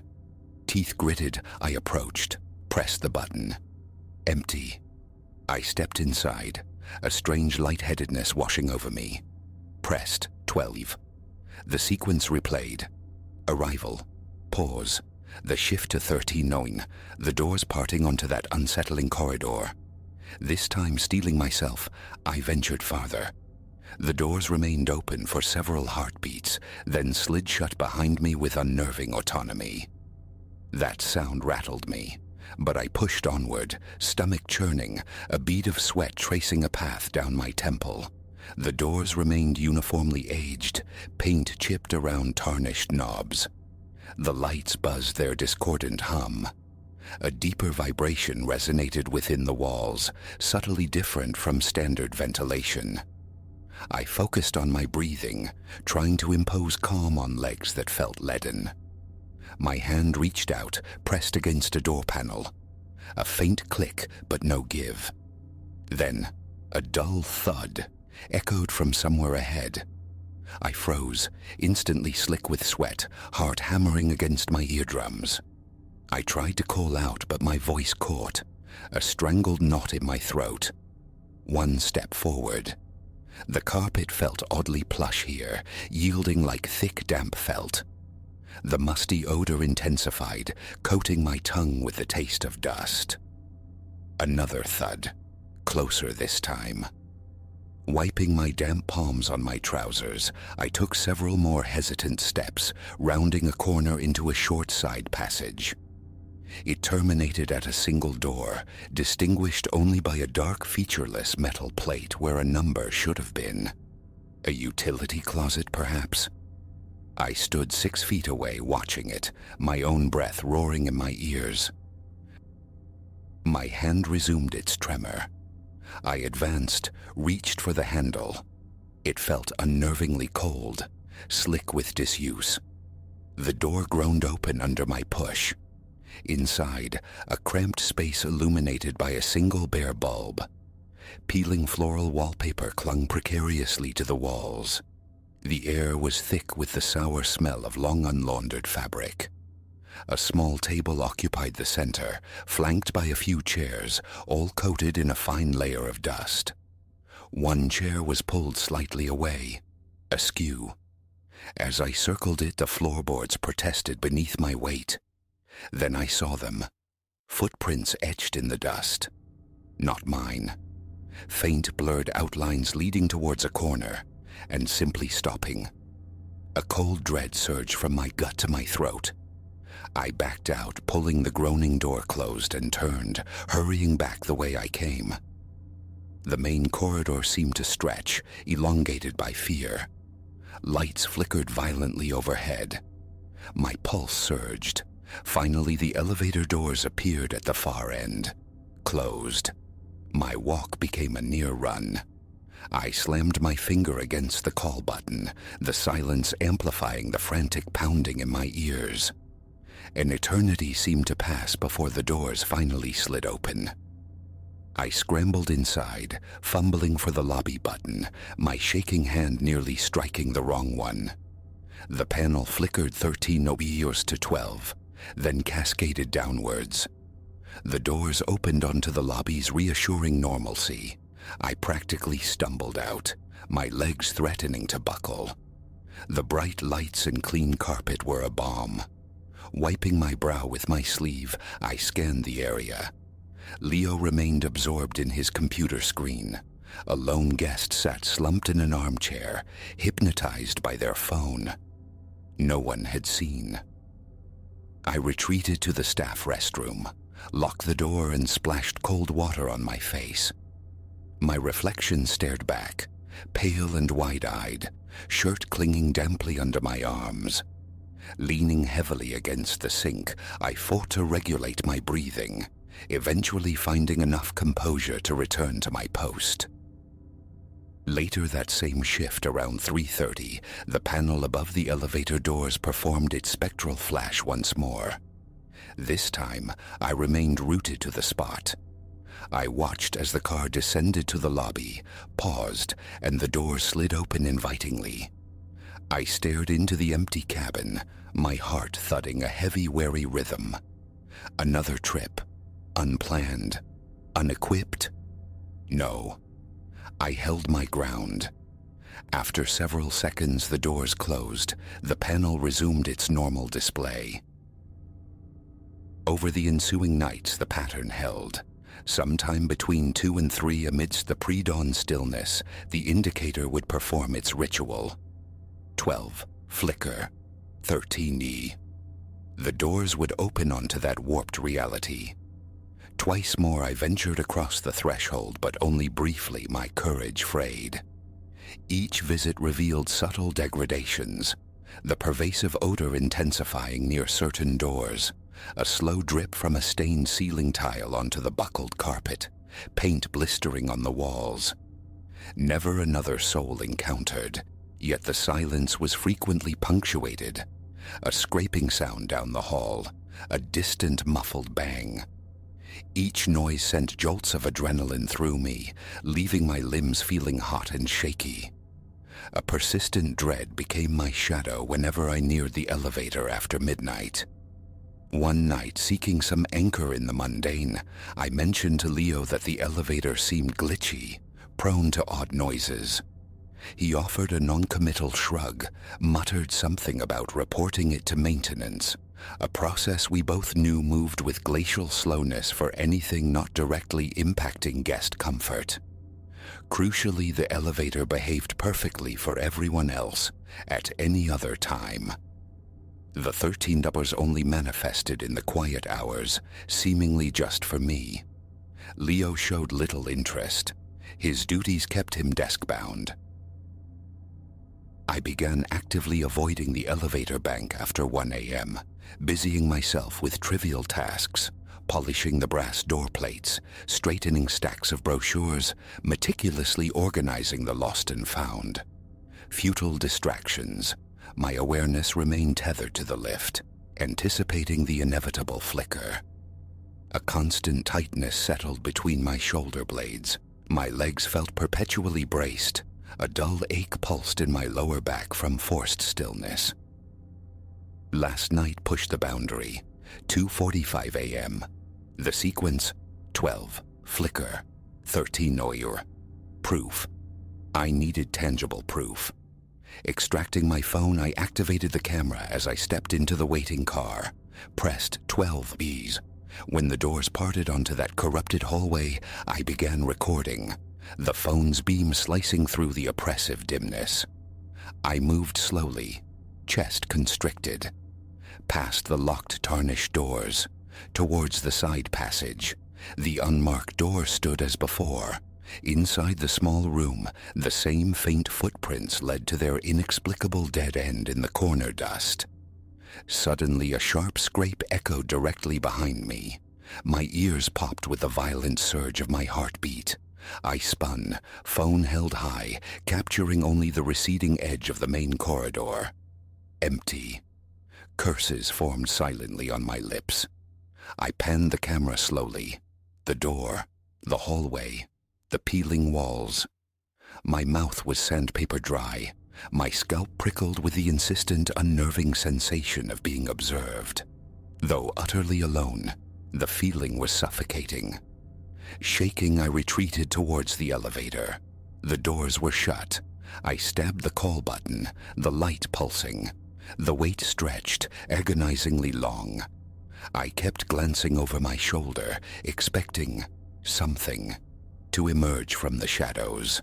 My heart pounded a deafening rhythm against my eardrums. Finally, the doors slid open. I lunged inside, slapping the lobby button with desperate force. The panel cycled 13 to 12, then descended. I nearly collapsed out when it reached the ground floor. Rushing to the relative safety of the front desk, I checked the recording. Static. Snow and visual noise filled the screen. The audio track was a mess of pops and crackles, devoid of discernible sound. No hallway, no room, just digital chaos. My hand trembled as I locked the phone, shoving it deep into my pocket. A wave of nausea washed over me. For the remainder of the shift, I stayed behind the desk, speaking to no one, my gaze returning again and again to the elevator. It remained dormant, displaying only legitimate floors. When 7 o'clock finally arrived, I fled the building into the gray morning light, relief warring with exhaustion. Sharing this seems impossible. Stress, they'd say. Lack of sleep. A prank. But the reality of it clings to me. The tangible thickness of that air. The lingering phantom scent on my uniform. The memory of those sounds. The warped perspectives. The locked doors. I cannot willingly return there. Yet this is my post, my livelihood. Avoidance might not always be an option. My resolve for now is simple. If the elevator signals 13 hours again, I will stand fast in the lobby. I will see nothing, hear nothing, ignore its summons. Keeping calm, surviving the shift, that is the extent of my plan. Because whatever resides on that impossible floor, whatever waits behind those tarnished doors, I am profoundly certain I do not wish to truly find it.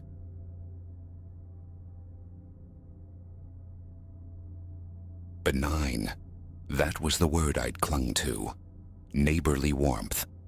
Now, balanced precariously on a chair, peering into the shadowed maw of my bedroom vent, that illusion shatters.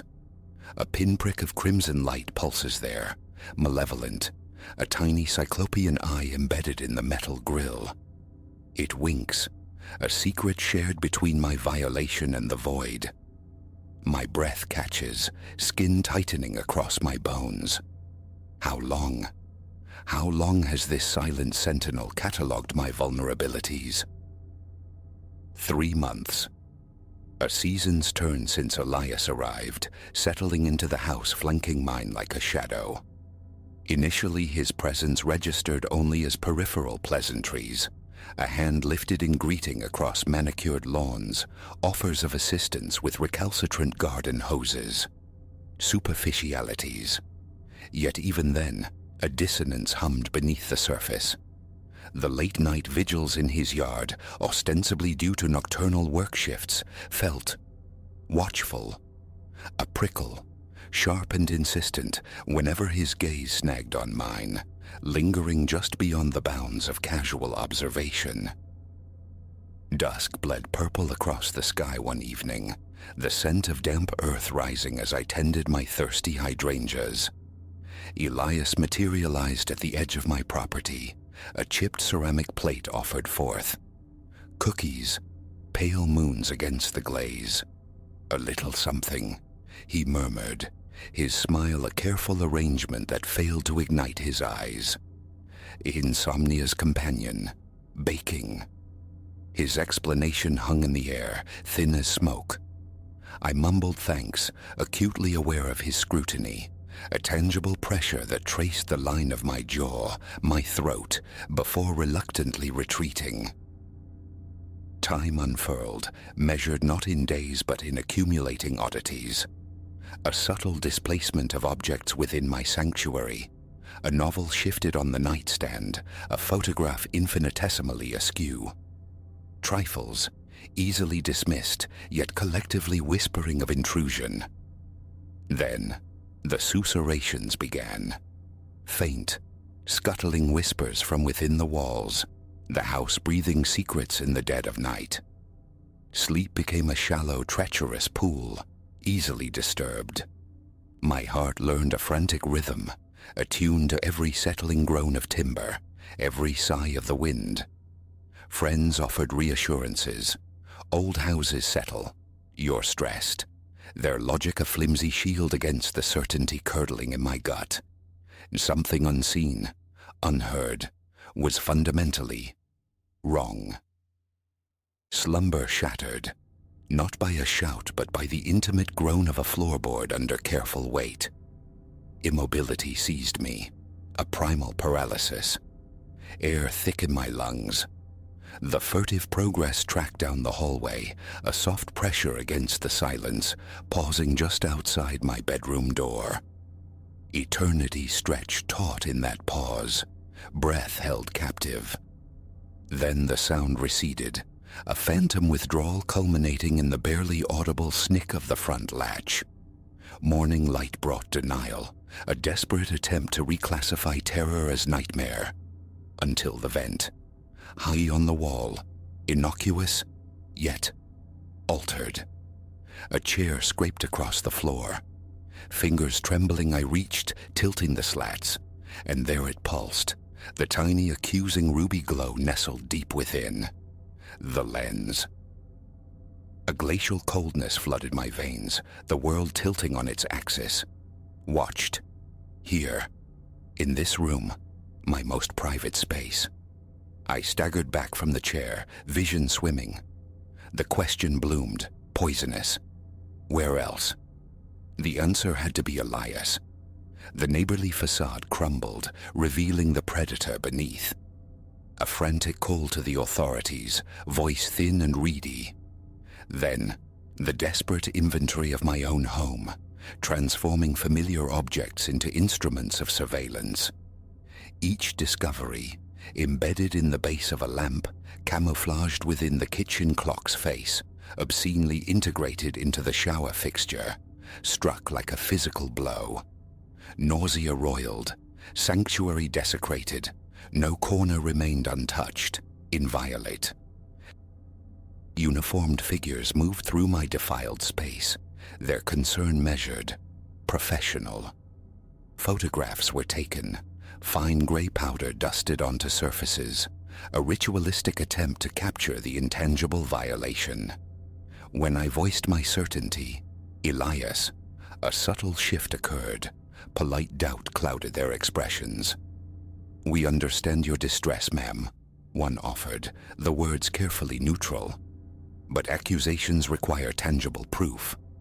Evidence? Wasn't this obscene collection? Proof? A silent scream built behind my teeth, but I swallowed it, offering only a numb nod as they concluded their sterile procedures. The house felt alien, hostile. I couldn't breathe its tainted air. A hastily packed bag, a desperate drive across town to Lena. My sister's face crumpled with horror as the story spilled out, ragged and raw. Her home became my temporary haven, her insistence a small anchor in the storm. Days bled into a week, punctuated by fruitless calls from the police. No prints matched, no definitive leads. The cameras, ubiquitous models, offered no clues. Elias, when questioned, presented an airtight alibi for the night of the floorboard whispers. The truth felt increasingly elusive, a phantom slipping through my grasp. A week into my exile, Lena's urgent whisper sliced through the pre-dawn quiet. "Someone's at the door." Her face stark white in the gloom. We huddled in her bedroom, listening. The unmistakable metallic rattle of the doorknob being tested, insistent, probing. Lena fumbled for her phone, dialing emergency services with trembling fingers. Drawn by a morbid compulsion, I crept to the window, parting the blinds a fraction, and froze. Bathed in the sickly orange glow of the street lamp stood Elias. His head tilted, gaze fixed unerringly on my window. Our eyes locked across the dew-kissed lawn. A smile stretched his lips, that same vacant curve of politeness. Then, fluid as poured ink, he dissolved back into the shadows just as the distant wail of sirens began to crescendo. Another search yielded nothing, another round of polite, weary skepticism from the officers. Why would the neighbor follow me here? Their logic was sound, infuriatingly so, but the image was seared behind my eyelids. Elias, under the streetlight, smiling his empty smile. Sleep offered no escape, only replays of that moment. Every creak of Lena's house became his footstep, every shadow held his form. Lena's supportive presence frayed under the shared strain, her own sleep disrupted, her brow furrowed with worry. This borrowed sanctuary was becoming another cage, haunted by a ghost the authorities refused to acknowledge. Hiding felt like a slow surrender. A decision crystallized amidst the sleepless nights. I would return. Lena protested, her voice tight with fear. It isn't safe. But inertia felt like defeat. He can't win, Lena, I insisted, the words tasting like bravado I didn't feel. He doesn't get to steal my life. I chose a bright, indifferent afternoon for my homecoming. Sunlight streamed, mocking the knot of dread tightening in my stomach. From the outside, the house stood unchanged, familiar. Inside, the air was stale, the silence heavy with remembered violation. A deep breath, a turn of the key, a step across the threshold into the tainted space. My first act was a meticulous, almost frantic search. Every fixture, every appliance, every vent scrutinized. Nothing. The absence of new devices was strangely more unnerving. Before, the threat had coordinates, specific locations. Now it was diffuse, omnipresent. The feeling of being watched persisted, untethered to any blinking red light. I was adrift in my own home, utterly exposed. Nights were vigils punctuated by phantom noises. Days crawled by. An uneasy truce settled over the house. Perhaps I allowed myself to hope. The ordeal had run its course. Perhaps Elias had retreated, weeks later, enacting the same ritual as that first unsettling evening, watering the thirsty plants at dusk. A movement snagged my attention. Elias, framed in his window, his silhouette stark against the interior light. Watching. He lifted a hand, a slow, deliberate wave. The smile was back, plastered onto his face. Ice water sluiced through me. The watering can clattered to the path as I scrambled indoors, bolt sliding home with a definitive thud. My fingers spasmed, hovering over my phone. Call? Report what? A neighbor's greeting?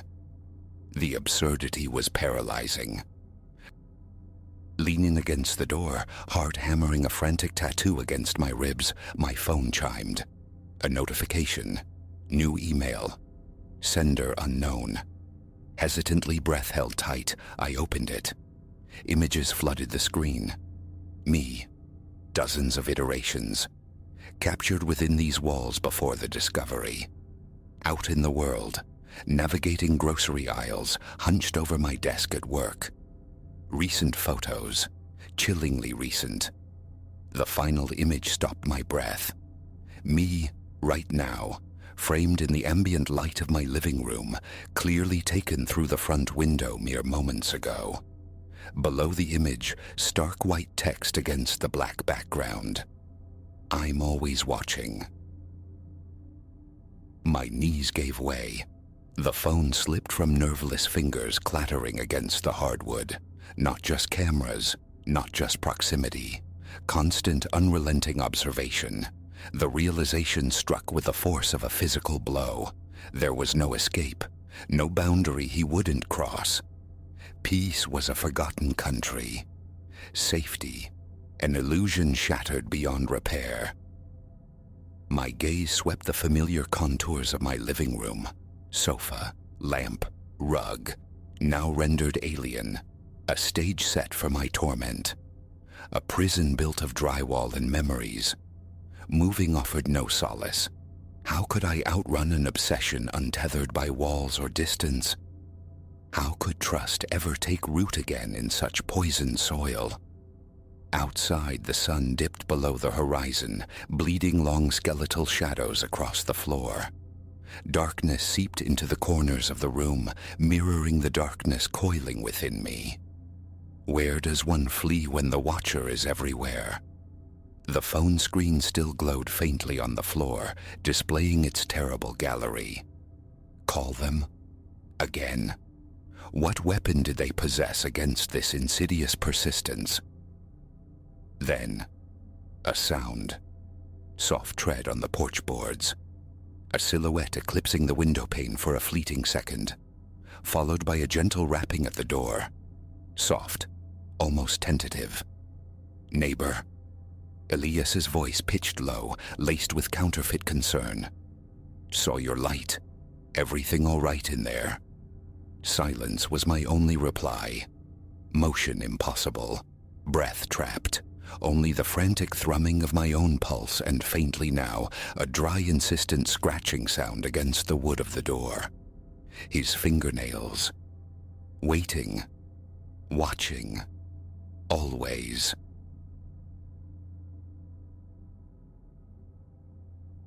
That first glimpse, my new neighbors enacting their peculiar rites in the shadow geometry of their backyard, I initially catalogued under suburban eccentricity. Weeks bled into one another, however, and their nocturnal observances deepened, darkening, until the suspicion took root. The unassuming house abutting mine, silent by day, pulsed with a secret malignancy. My own burgeoning curiosity, I hadn't grasped then, was the thread pulling me toward an abyss where sanity frayed and the very architecture of my known world threatened to collapse.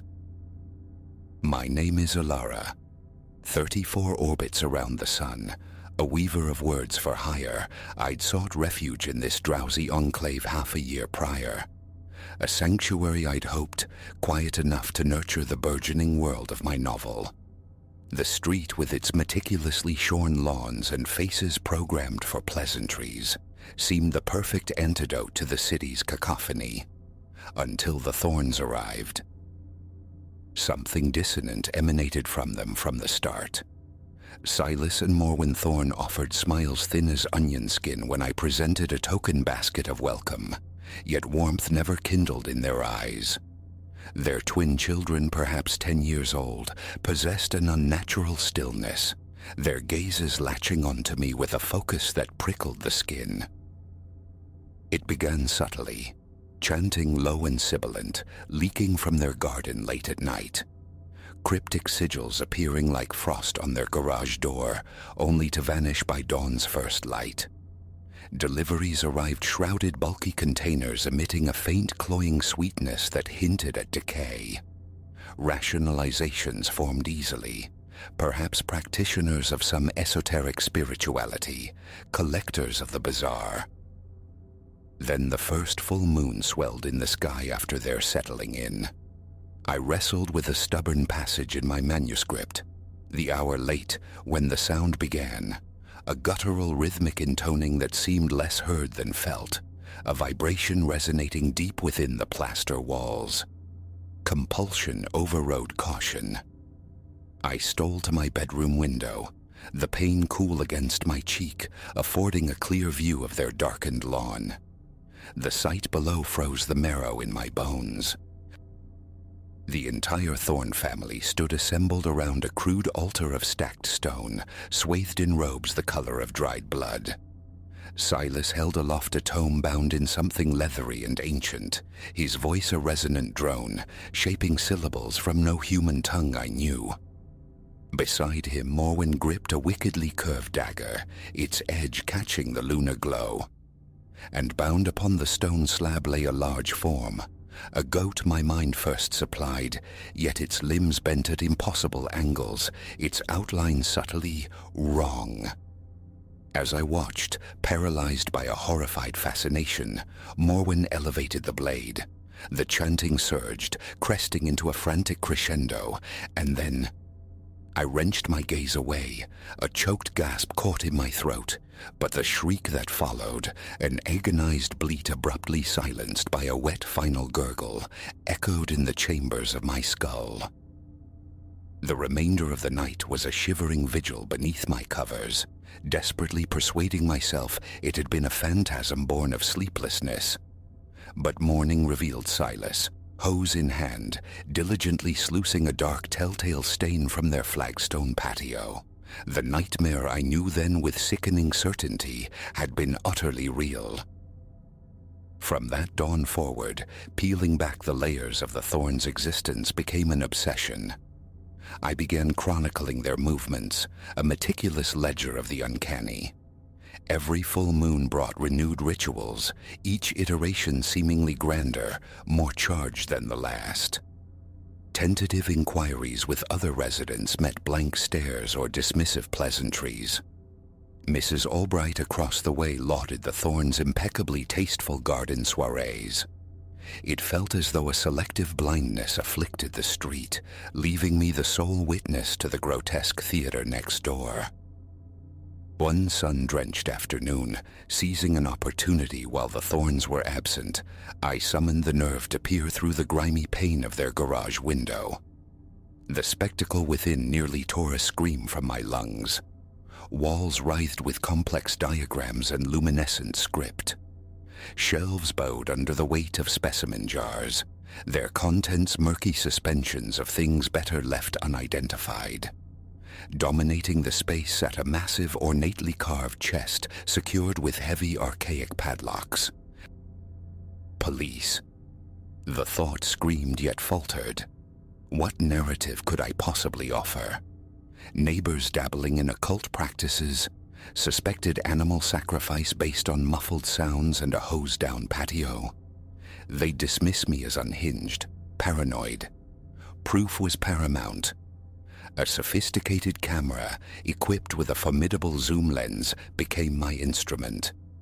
I documented everything: the clandestine late-night deliveries, the furtive visitors who materialized cloaked and hooded, the escalating ceremonies that hinted at some impending dreadful culmination. It was during one such nocturnal surveillance, lost in the viewfinder's focused world, capturing the eerie tableau of yet another ritual, that my own world tilted violently. The soft snick of my back door latch turning was the only warning before a hand, smelling faintly of earth and something metallic, clamped hard across my mouth, smothering my cry. Tisk tisk, Lara. Silas Thorne's voice, a silken menace coiled around my ear. Curiosity, as they say, has unfortunate consequences for felines. Resistance was futile. I was hauled stumbling from the perceived safety of my home into the charged air of the Thorns' backyard. Morwen and the unnervingly placid twins awaited. They manhandled me onto the altar. The stone frigid against my spine bore the phantom chill and faint coppery scent of prior offerings. "We held such promise for you, Alara," Morwen murmured, her calm utterly terrifying. "A potential acolyte, perhaps, joining us by choice, but your meddling nature prevailed, didn't it?" As their unified chant commenced, an unnatural torpor descended. My limbs grew leaden, unresponsive. Thoughts swam in viscous syrup. Through a widening haze, I saw Morwen raise the dagger. Its blade pulsed now, suffused with an internal sickly green light. It arced downward, but before it could find purchase, the night exploded. A blinding actinic flash bleached the scene, followed by a concussion of sound like mountains colliding. Suddenly the yard teemed with figures clad in armor that shimmered like captured starlight, wielding swords that spat arcs of raw energy. The thorns scattered, reacting with bestial hisses of fury and terror. The newcomers pursued, their movements fluid and precise, all save one, who knelt beside me. A hand radiating gentle warmth rested upon my brow.